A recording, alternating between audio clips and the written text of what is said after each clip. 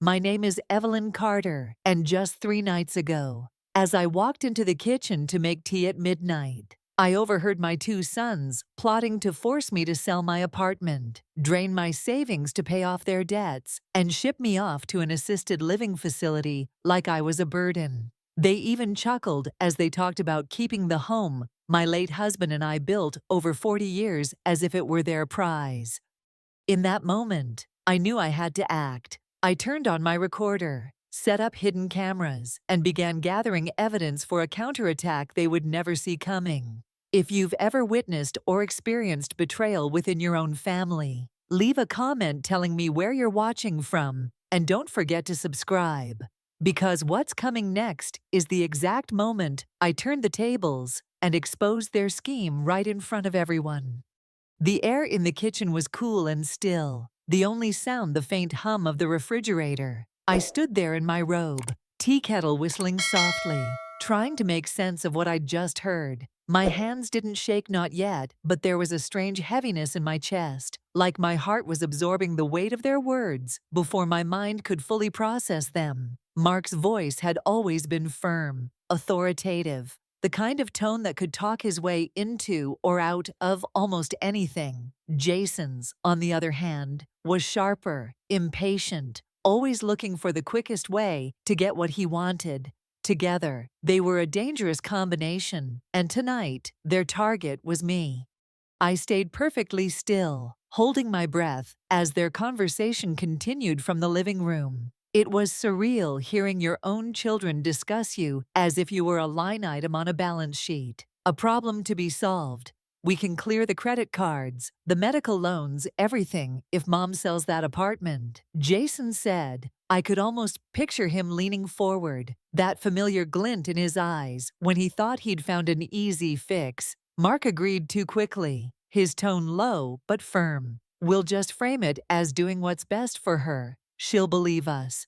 That was when something inside me clicked. The part of me that had been a claims investigator for 30 years, the part that could spot a fabricated invoice or a doctored signature from a mile away, slid back into place like a well-oiled gear. They thought I was fragile. They thought the stroke had dulled my memory, my instincts, my ability to fight back. They had no idea that every second of this conversation was already burning itself into my mind in perfect detail.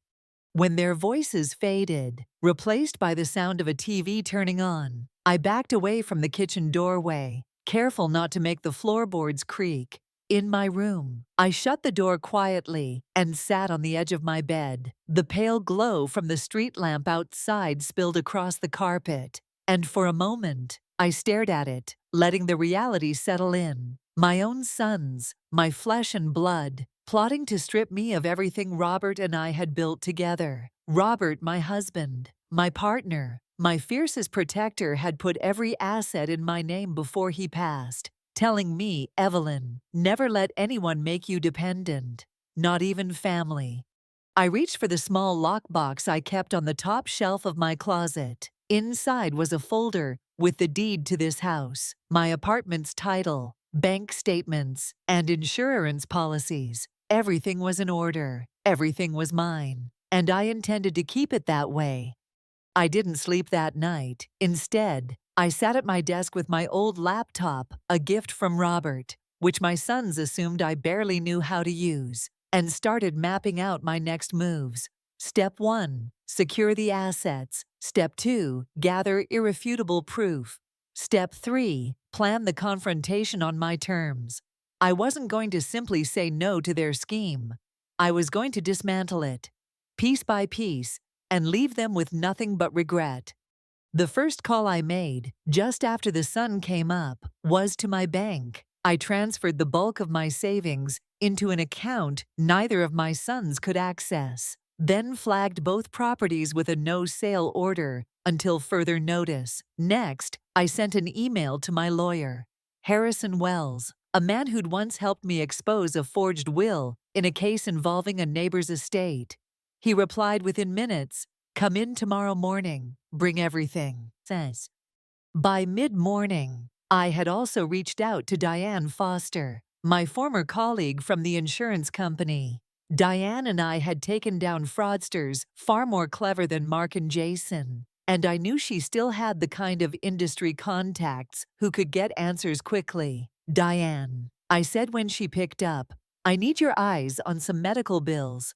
I have a feeling they're about to hand me a pile of lies." She didn't even hesitate. "Send them over the second you get them," she said. "And Evelyn, don't tip your hand."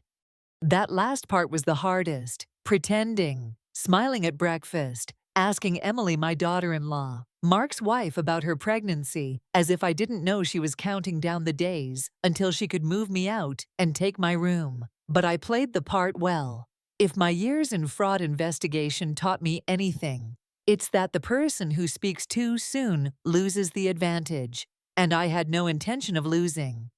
The rest of the day, I quietly set the stage. I bought a small voice recorder, nothing fancy, just something I could keep in my pocket during any family discussions. I also ordered 2 discreet cameras online to be delivered to my friend and neighbor, Richard Hale. Richard was a retired attorney who'd been Robert's fishing buddy, and he'd always told me, "If you ever need a witness, Evelyn, you know where to find me." Well, I needed one now. I paid him a visit that afternoon under the guise of bringing him homemade lemon bars over coffee. I laid out the basics. His eyes narrowed, his jaw set. "Tell me when and where," he said. That night, I stayed up late, again, combing through public records. I found what I suspected Jason had filed for bankruptcy 2 years ago, walking away from $60,000 in credit card debt. Mark's finances looked cleaner, but a few luxury purchases in the last year stood out. A new car, expensive dinners, designer handbags for Emily. It painted a clear picture they weren't just being opportunistic, they were desperate. And desperate people make sloppy mistakes. The next morning, Emily greeted me with exaggerated sweetness over breakfast, setting down my coffee like I was a guest in her home instead of the owner of it. "You sleep well, Evelyn?" she asked, resting her hand on her stomach in that performative way early pregnant women sometimes do. I forced a gentle smile, like a baby. Inside, I was already counting down the hours until they made their move. By noon, Jason had texted dinner at Mark's tonight. "Pot roast your favorite." I could almost hear the smirk in his words. They were going to hit me with the bills over comfort food, soften me up before asking for my signature. I texted back, "Sounds wonderful, can't wait." In the afternoon, I met Diane at our old coffee shop on 5th Street. She looked exactly the same: sharp eyes, no-nonsense posture, hair pulled back in a perfect bun. I handed her a folder of documents, the real medical bills from my stroke, which amounted to less than $3,000 out of pocket. "They're going to say it's closer to 50, I told her. She raised an eyebrow. "Then let's make sure we can prove every penny is a lie."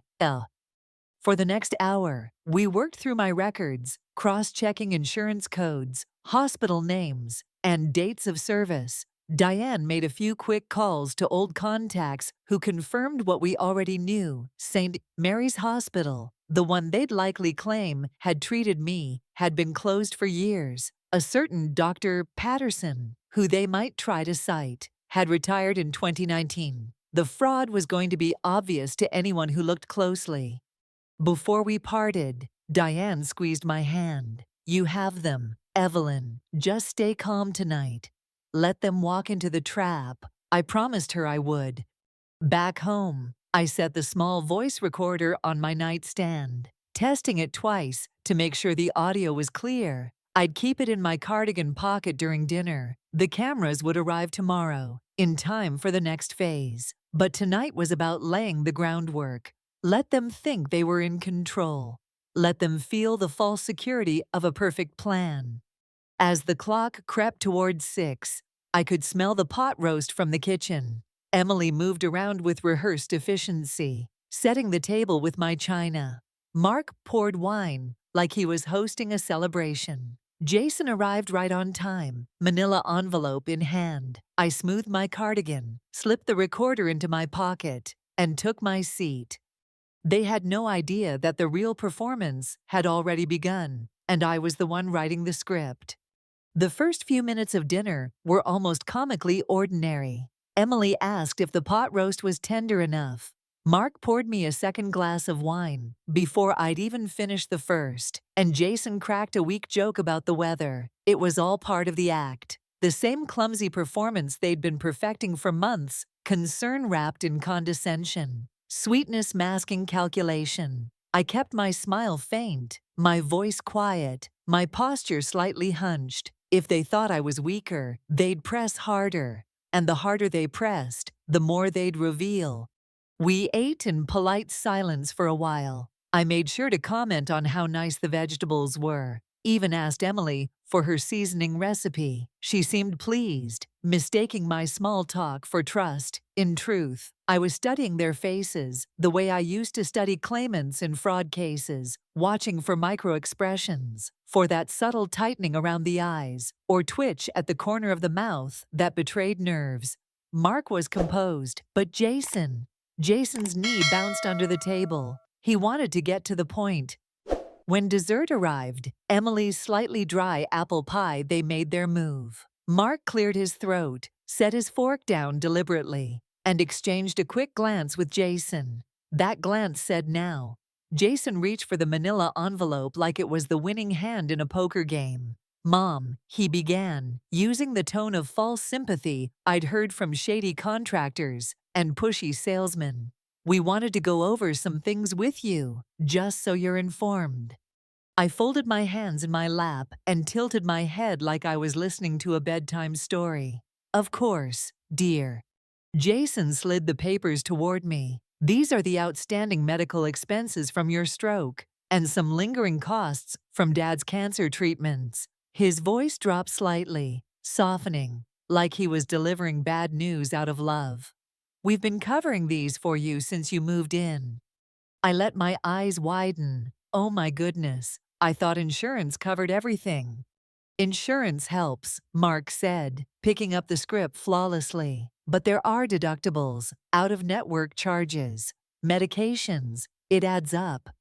I lifted the top page, $47.820 in outstanding expenses. I made sure my hand trembled slightly as I held the paper closer, eyes scanning the fabricated bills. The letterheads looked real enough to fool someone without my background. The codes were plausible almost, but I spotted the errors instantly.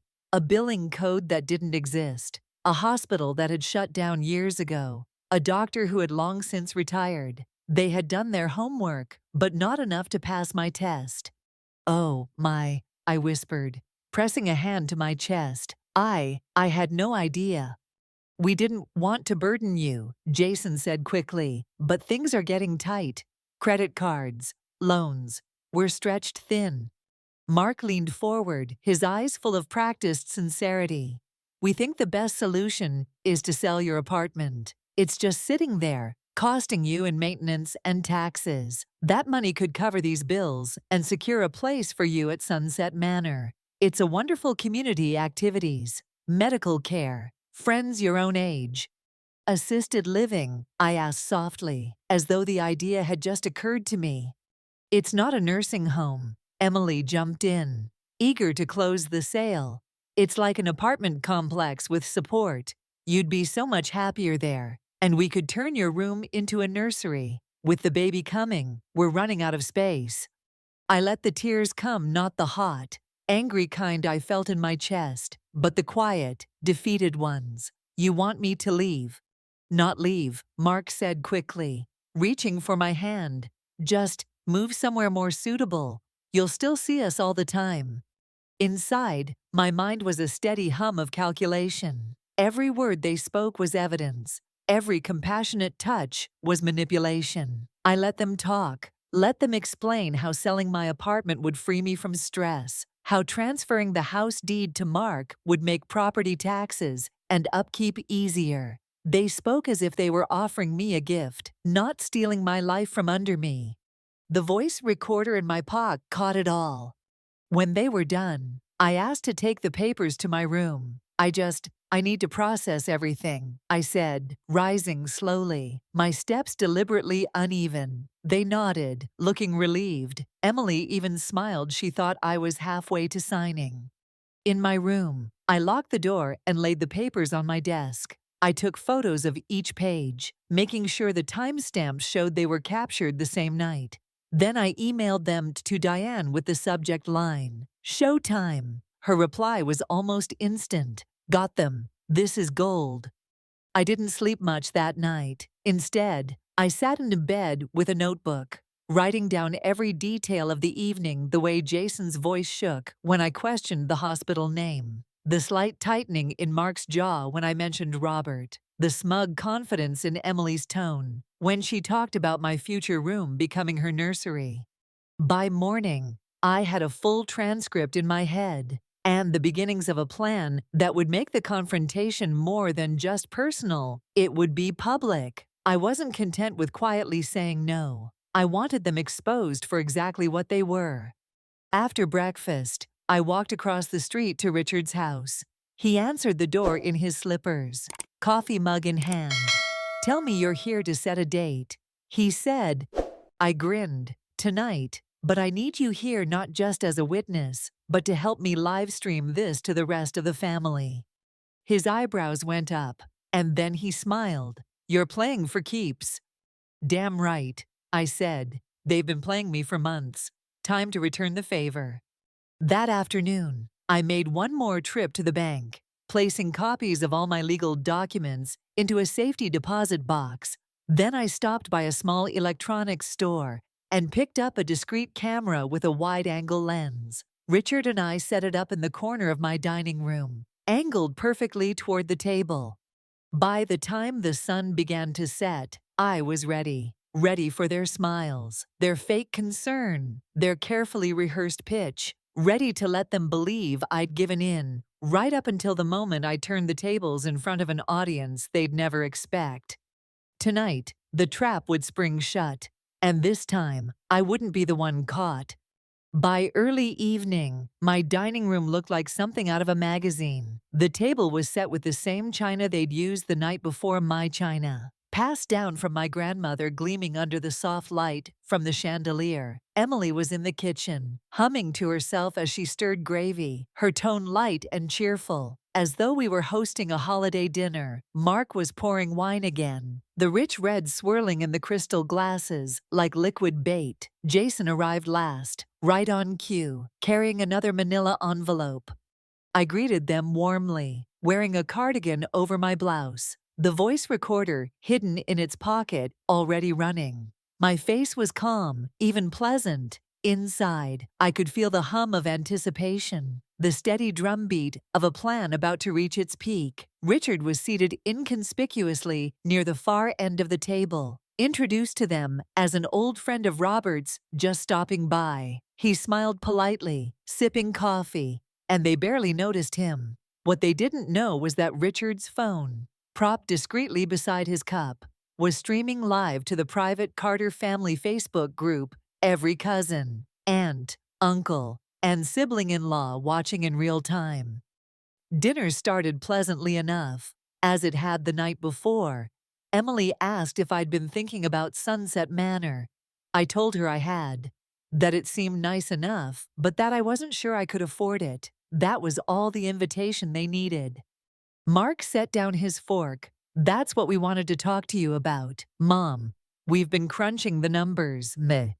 Jason slid the envelope toward me like a dealer laying down a royal flush. "We've updated the expense summary, added some things we forgot to include."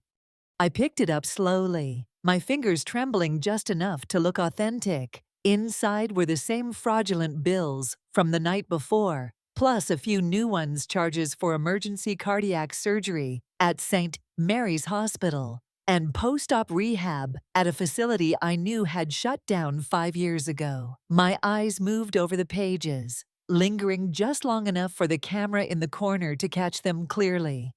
"I don't remember any surgery," I murmured. Mark gave a sympathetic smile. "You were sedated, Mom. It was serious. You might not remember all the details." Jason leaned forward. What matters is that we covered it. But we can't keep doing this without help. Selling the apartment would wipe the debt and give you the funds for Sunset Manor. I nodded slowly, the picture of a mother reluctant but resigned. If you think it's best, Emily jumped in, smiling as though she'd just sealed the deal. It's the right move. Evelyn, you'll have friends, activities, care when you need it, and we can finally get the nursery ready before the baby comes. I let the silence hang for a moment, then looked at each of them in turn. You've all been so thoughtful. I feel bad that I've been such a burden. Mark reached for my hand. You're not a burden, Mom. That's right, Jason added quickly. We just want to make sure you're taken care of.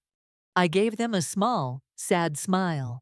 Well, in that case, I suppose I should sign whatever you brought. Emily's eyes lit up as she reached for her portfolio. I have everything here. Deed transfer for the house, listing agreement for the apartment, power of attorney. And all of that, I interrupted, my voice suddenly steady, is going to look fantastic in the fraud case. I'll be filing against you.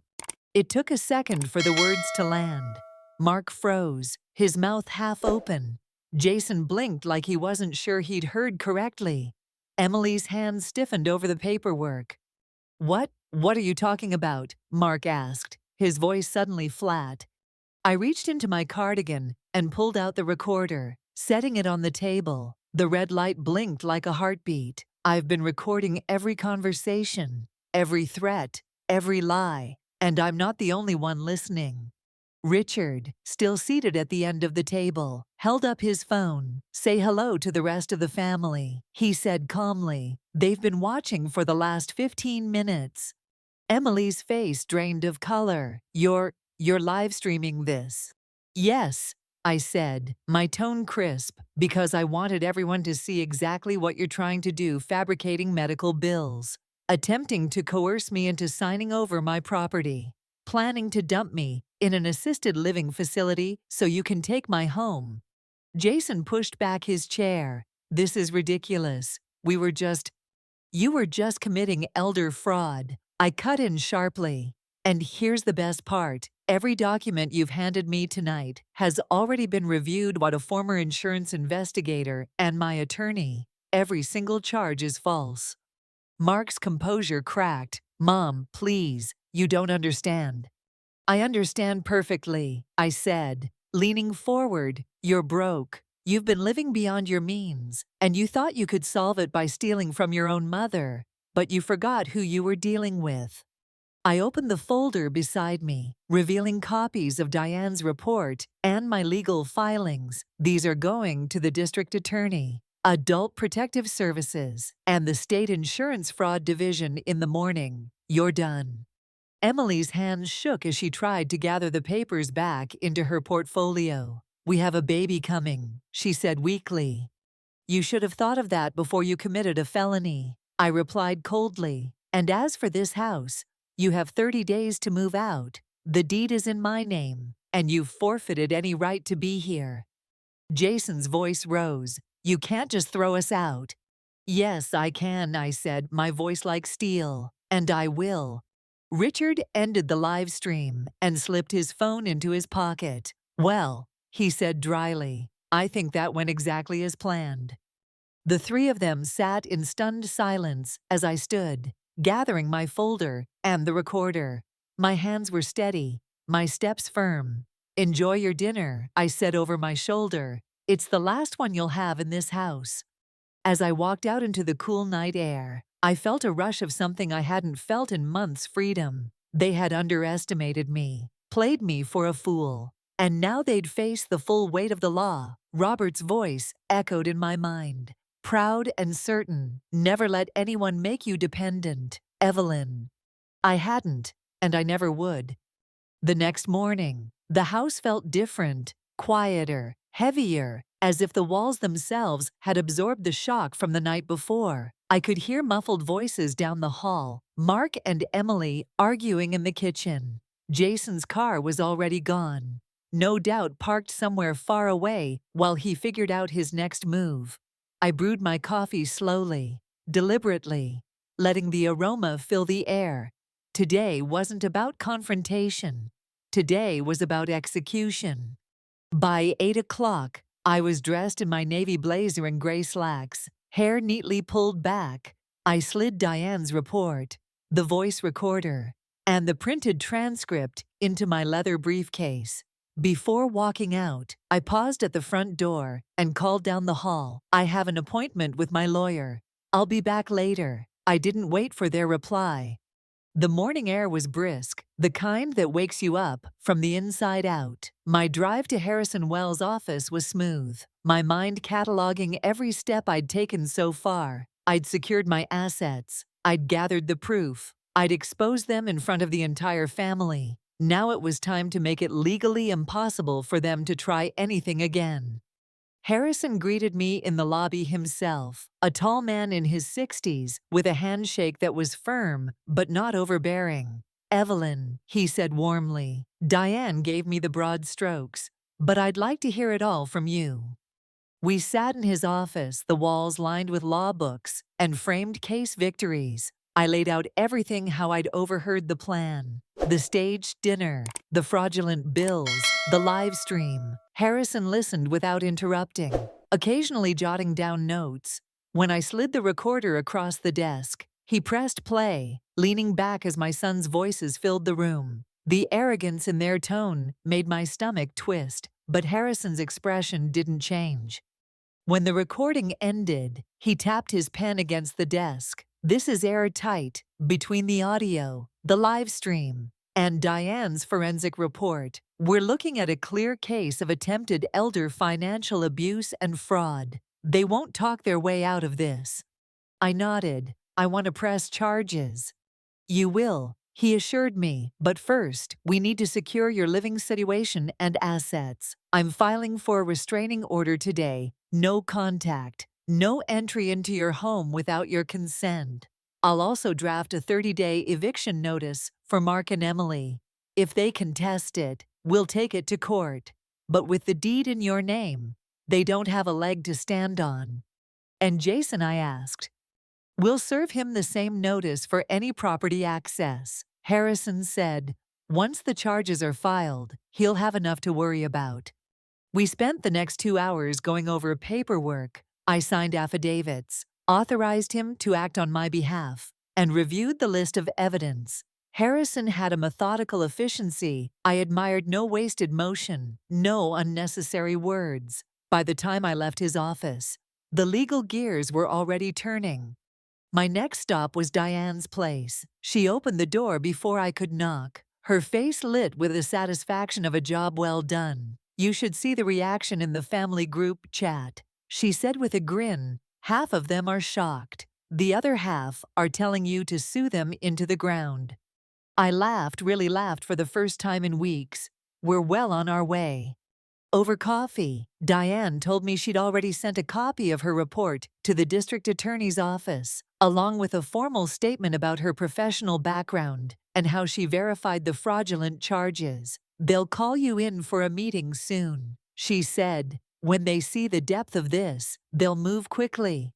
By noon, I was back home. Mark's car was still in the driveway, but the blinds in the living room were drawn. I stepped inside to find Emily sitting on the couch, scrolling on her phone, her face pale. Mark was at the table, a stack of printed job listings in front of him. They both looked up as I entered.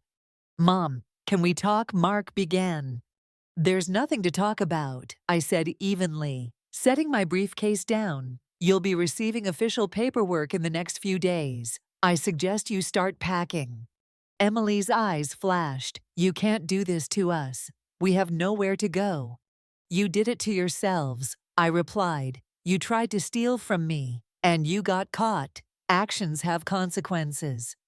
Mark's jaw tightened. "We were just trying to help." "Help yourselves," I cut in. "You weren't concerned about my well-being. You were concerned about your debts, your lifestyle, your nursery, and you thought I was too frail to notice." For a moment, the only sound was the ticking of the wall clock. Then I turned and walked toward my room, leaving them to sit in the silence they'd created. Over the next week, the fallout spread. The live stream had made its way beyond the family group, forwarded to friends, neighbors, and even a few of Robert's old colleagues. The polite smiles and casual hellos I used to get from Mark's friends in town turned into awkward glances and hushed conversations. Emily stopped going to her yoga class. Jason didn't show his face in town at all. 3 days later, a uniformed officer arrived to serve them with the eviction notice and restraining order. Emily cried. Mark tried to argue, but the officer simply handed them the paperwork and left.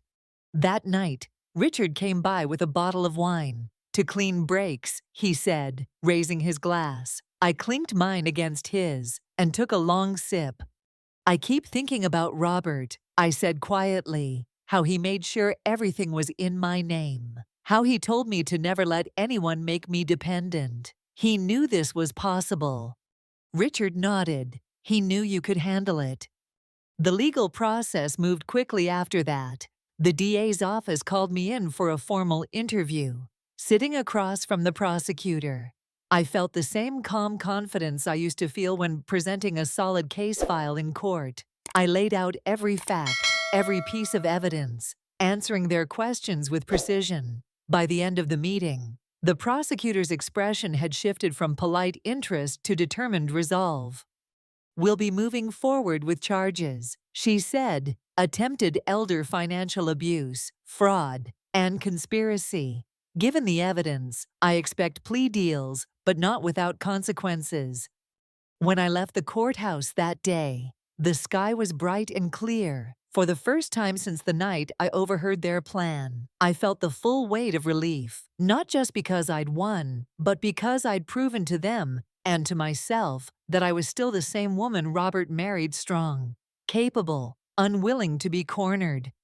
The house was quiet when I got home. Mark and Emily had stopped trying to talk to me, moving around like tenants counting down the days until their lease ended. Jason never came by, and I didn't seek them out.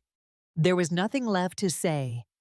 2 weeks after the eviction notice was served, the house began to feel lighter. It wasn't that Mark and Emily had left yet, they were still packing in slow, sullen bursts, but the tension that had clung to the air was thinning. Maybe it was because the fear had shifted. It was no longer mine, it was theirs. I spent my mornings in the garden, pruning the roses Robert had planted the year before he passed. The routine grounded me, reminded me that this home was more than wood and nails. It was the life we built together. Neighbors I hadn't spoken to in months began stopping by again, offering warm smiles and quiet words of support. Word of the live stream had spread beyond the Carter family circle. Apparently, a few clips had made their way onto a local Facebook community page. The comments were overwhelmingly in my favor. Some were outraged, some sympathetic, and a few told their own stories of family betrayal. One afternoon, as I was clipping a stubborn branch, my phone buzzed. It was a message from Claire, the daughter of an old friend from church. Evelyn, I saw what happened. My sister and I have been dealing with something similar with our aunt. Could we meet? I agreed without hesitation. If my ordeal could help someone else stand up for themselves, then maybe something good could come from it. The meeting with Claire was held at the small cafe downtown. She brought a folder stuffed with paperwork, letters, bank statements, medical bills, and her hands shook as she slid it across the table. We think she's taking advantage of our father, she said, her voice trembling. I listened, asked careful questions, and recognized the signs immediately. She was right, and she needed proof. It struck me then how many people faced this kind of manipulation quietly, feeling powerless to stop it. I decided I wouldn't just move on from my own case, I'd use what I knew to help others.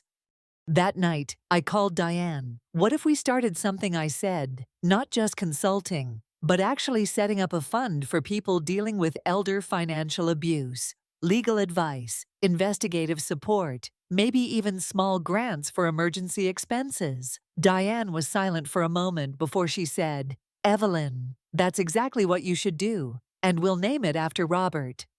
The idea lit something in me. Robert Carter had spent his life protecting the people he loved. A scholarship or community fund in his name felt like the right way to honor that legacy.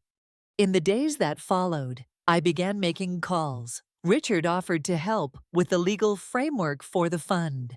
Diane reached out to former colleagues who could volunteer their expertise. The first donations came from neighbors and friends, some in cash, others in the form of time and resources. I didn't ask Mark, Jason, or Emily for a cent. I didn't want their names anywhere near it. Meanwhile, the legal case against them moved forward. The DA's office informed me that Mark and Jason had each been charged with attempted elder financial abuse and conspiracy to commit fraud. Emily faced a lesser charge for her role in presenting the documents. There would be hearings, maybe plea deals, but my lawyer assured me that the restraining orders and property protections were locked in. They couldn't come near me or my assets without risking arrest.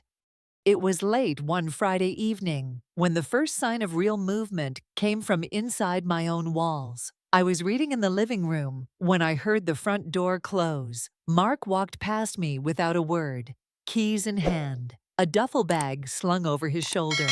10 minutes later, Emily emerged from the hallway, eyes red but jaw tight. "We'll be gone by Monday," she said quietly. "I hope you're happy." "I'm safe," I replied evenly. "That's enough for me." By Monday afternoon, the house was mine again. Their absence was almost physical, a vacuum where the tension had been. I went from room to room, opening windows, letting in fresh air. In what had been the nursery, I placed a small writing desk and a comfortable chair, a new space for planning the next chapter of my life. Richard stopped by that evening with a bottle of champagne. "To peace," he said, pouring 2 glasses. We sat in the living room, the windows open to the sound of crickets. "You know," he added, "you could sell the apartment and put the proceeds into your fund. Make it even bigger." I thought about it. That apartment was full of memories with Robert, but I wasn't living there, and it was true its value could help a lot of people. "I'll think about it," I said. In the meantime, I poured my energy into the fund. We called it the Robert Carter Trust for Elder Justice. Within a month, we had a basic website, a network of volunteer lawyers and investigators, and our first 3 cases under review. Every time I met with someone who'd been manipulated or pressured by family, I saw a piece of myself in them, but I also saw the spark that came when they realized they could fight back. One evening, I got a letter in the mail with no return address. Inside was a short note in Jason's handwriting. "I'm sorry, Mom. I didn't think it would go that far. I made a mistake." I stared at it for a long time before sliding it back into the envelope. I didn't throw it away, but I didn't reply either. Forgiveness, I decided, was not the same as forgetting, and it certainly wasn't the same as letting someone back into your life. The house felt different, now warmer, steadier. I started hosting Sunday dinners again, inviting friends and neighbors instead of family who'd burned their bridges. We'd sit around the table, telling stories, laughing over coffee and pie. For the first time in months, the sound of laughter in this house wasn't followed by a whisper of betrayal.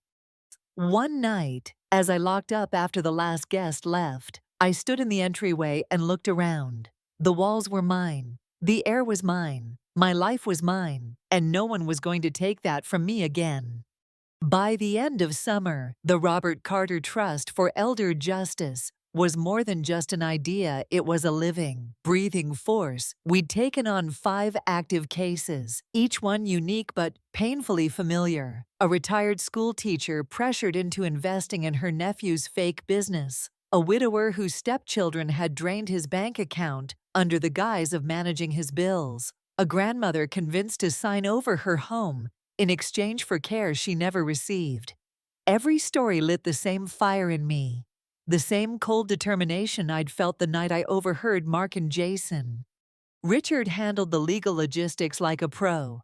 Diane and her network verified documents, and I sat across from the victims and made sure they knew they weren't alone. It was strange, in a way, For decades, my work had been about catching strangers in lies. Now I was helping people untangle lies spun by the people they trusted most. One Tuesday afternoon, I got an email from a local reporter named Lauren Price. She wrote for the regional paper and wanted to feature the trust in a Sunday edition. "Your live stream has made quite an impression," she wrote. "We'd like to hear your side of the story and show what you've built since." I hesitated. Public attention was a double-edged sword. The idea of my name in print alongside Mark and Jason's crimes made my stomach tighten. But the thought of other people seeing there was a way out that was worth it. I agreed to meet her. We sat at the same downtown cafe where I'd first met with Claire. Lauren was young, sharp-eyed, and clearly well-prepared. She asked about Robert, about my work as an investigator, about the night everything changed. I gave her the facts without embellishment, letting the truth carry its own weight. Then I told her about the trust, how it worked, who we helped, and why. She leaned forward. "Do you realize how rare it is for someone in your position to fight back, let alone go public?" "Maybe," I said, "but I think it's rarer for someone in my position to have the resources and knowledge to win. That's why I'm using them for the people who don't." The article ran a week later. The headline read, "From Victim to Advocate, Widow Turns Betrayal into a Mission for Justice." My phone rang non-stop for 2 days. Old colleagues called to congratulate me. Strangers emailed, sharing their own stories or asking for help. Donations to the trust doubled overnight. With the attention came something I hadn't anticipated: an invitation from the local community college to speak at a law enforcement seminar on financial crimes against the elderly. The idea of standing in front of a room full of officers and prosecutors was daunting. But Robert's voice echoed in my head, "Never let anyone make you feel small." The day of the seminar, I wore the same navy blazer I'd worn to Harrison's office the morning after the confrontation. I stood behind the podium, looking out at the audience, and began with the sentence that had changed my life. 3 nights before my sons tried to take everything from me, I was making tea at midnight. I told them everything not for sympathy, but as a case study. I explained the signs, the red flags, the emotional manipulation tactics. I walked them through the fraudulent documents, showing exactly where the lies were hidden. By the time I finished, the room was silent. Then the applause started, slow at first, then swelling. Afterward, an officer approached me. "You know," he said, "you'd make a hell of a trainer for our department. We don't get many people who've been through it and can also teach us how to catch it." The offer stayed in my mind long after I drove home. I didn't know if I wanted to step back into formal training, but I couldn't deny the idea was tempting. I was finding something I hadn't expected in this chapter of my life purpose. Back at home, I found a letter in my mailbox from the DA's office. The case against Mark and Jason was moving to the plea bargaining stage. They were both facing reduced charges in exchange for restitution and a formal admission of guilt. Emily had agreed to testify about their role in exchange for her own charges being dropped. I read the letter twice, then set it aside. I wasn't looking for vengeance anymore. Justice was enough, and justice was exactly what was unfolding. That weekend, the Trust hosted its first official fundraiser, a dinner at the community center, catered by a local restaurant that had offered to donate their services. Richard handled the seating arrangements. Diane oversaw the auction items, and I greeted every guest who walked in. Some were donors, some were volunteers, and some were people we'd already helped standing taller, speaking stronger than when I'd first met them. When it came time for my speech, I didn't talk about Mark or Jason. I talked about Robert, about how his insistence on protecting my independence had made everything possible. I talked about the people we'd helped, and the people we still needed to reach. And I ended with a promise. This isn't just about stopping abuse. It's about making sure every person knows they have the right and the power to fight back. The applause was warm, the donations generous. As I stood there afterward, talking with guests, I realized something important: my life wasn't defined by what they'd tried to take from me. It was defined by what I'd done with the moment I decided to take it back. Late that night, after the last table had been cleared and the lights turned off, I stepped outside into the cool air. The sky was clear, the stars sharp and bright. For the first time in a long time, I didn't feel the weight of what had happened pressing on me. I felt the pull of what was ahead. Robert would have been proud, and so was I. The letter from the DA's office arrived on a crisp October morning. I'd just finished watering the last of Robert's roses when I saw the official envelope tucked in the mailbox, the seal sharp against the white paper. My hands didn't tremble as I opened it. Those days were long behind me. The plea agreements were finalized. Mark and Jason had each pled guilty to attempted elder financial abuse and conspiracy to commit fraud. They would serve probation, pay restitution in full, and complete mandatory financial ethics courses. Emily's testimony had been key, and in exchange, her charges were dropped. The conditions of the restraining order remained. They were barred from contacting me or coming within 100 yards of my home. I stood on the porch for a moment, the autumn breeze brushing past me, and let the reality sink in. This chapter, this ugly, bruising chapter, was finally closing, not with the loud slam of a courtroom gavel, but with the steady click of a locked door. That afternoon, Harrison called. "They'll have 30 days to pay restitution," he said. "If they miss the deadline, it becomes a civil judgment, and we'll collect through liens." "Good," I replied. "But you know what? The money isn't the point anymore." "I know," Harrison said, "but it's still yours, and you've earned it back." When I hung up, I found myself walking to Robert's old study, a room I hadn't stepped into much since as he passed. His desk was just as he'd left it, tidy and orderly, with a brass lamp and a stack of lined paper. I sat down and began writing a letter, not to Mark, not to Jason, but to myself.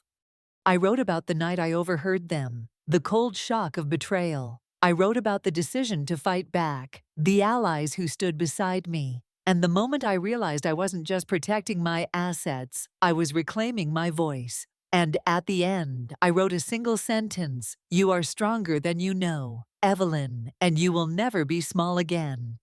A week later, I received an email from Lauren Price, the reporter who'd written the first article about the trust. She wanted to do a follow-up, this time focusing on our impact. We'd helped 15 people since we started, and 2 of our cases had already resulted in criminal charges. She thought the public needed to hear it.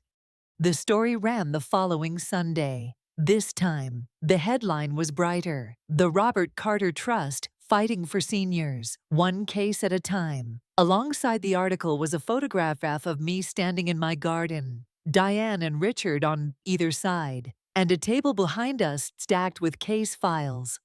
That article brought in more than just donations. It brought opportunities. A local television station invited me for an interview. The State Bar Association reached out about collaborating on an educational campaign. Even the mayor's office contacted us about hosting a citywide seminar on elder fraud prevention.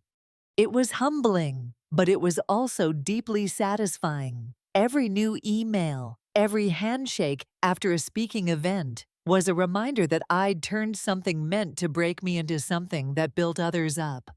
Still, I'd be lying if I said there weren't moments when the past tugged at me. Sometimes I'd catch myself remembering family holidays, when Mark and Jason were boys before greed and desperation had carved something cold into them. Sometimes I wondered if they'd ever regret what they'd done, or if they'd just learned to be more careful with their lies. But I also knew those questions weren't mine to answer anymore. My job was to keep moving forward. By early November, the restitution payments cleared. I deposited the full amount into the trust's account, earmarking part of it for a scholarship fund in Robert's name. It would be awarded annually to a student studying law or social work, with a focus on elder advocacy. I announced it at our next board meeting, and Diane's eyes filled with tears. "Robert would have loved this," she said. The holiday season came quickly. For the first time in years, I decorated the house from top to bottom, garlands on the banister, candles in the windows, the big wreath on the front door. Instead of family dinners with people I couldn't trust, I hosted friends, neighbors, and a few of the trust's clients who had nowhere else to go. We crowded around the dining table, laughing, trading stories, and filling the house with a warmth that had been missing for too long. One night, after the last guest had left and the dishes were washed, I stepped outside onto the porch. The air was cold, my breath visible in the glow from the porch light. I looked out at the quiet street and thought about how far I'd come since that night in the kitchen with the chamomile tea. I'd survived betrayal. I'd reclaimed my home. I'd built something that would outlast me. And in doing so, I'd proven to them, to myself, to anyone watching that I was still the woman Robert had believed in. A few days before Christmas, a letter arrived from Jason. His handwriting was shaky, and the words were halting. I don't expect forgiveness. I just want you to know I've been attending the ethics classes, and I've started working with a counselor. I'm sorry for everything. I read it twice, then set it aside. Maybe, someday, I'd decide what to do with that apology. But not now. Now was about living in the space I'd fought to protect. On New Year's Eve, I hosted a small gathering at the house. At midnight, as we counted down and the clock struck 12, Richard handed me a glass of champagne. To closing the circle, he said. I raised my glass and smiled, and to keeping it closed. The clink of the glasses rang clear and sharp, a sound that felt like both an ending and a beginning. For the first time in a long time, I didn't feel like I was defending what was mine. I felt like I was building what was next, and that, I realized, was the real victory. Looking back now, I realize the night I overheard my son's plotting wasn't the moment my life fell apart. It was the moment I began taking it back. I didn't just protect my home or my savings. I protected my dignity, my independence, and the future Robert wanted for me. And in doing so, I found a new purpose that goes far beyond my own story. If there's one thing I want you to take away from this, it's that betrayal doesn't have to define you. You can turn it into fuel. You can turn it into action. And sometimes, the best revenge is building a life so strong and secure that no one can ever shake it again. Before you go, let me know in the comments where you're watching from, and if you've ever faced a moment when you had to stand your ground. And if you haven't already, make sure to subscribe so you don't miss the next story, because I promise, there are more victories to come.